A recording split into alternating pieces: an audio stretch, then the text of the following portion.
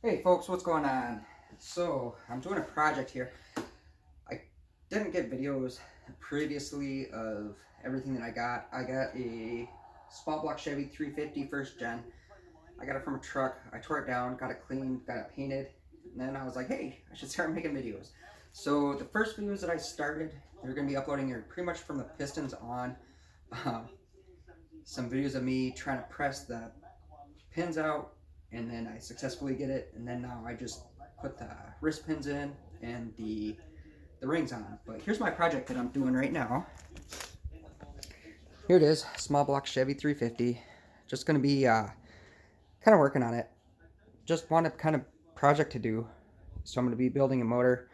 I'll be telling you what parts that I get as I go along. Um, so far, it's just a slow project that's rolling, and I would just like to document it. So if you guys have any questions, let me know, and I hope you like the following coming up videos. Thanks a lot. Peace.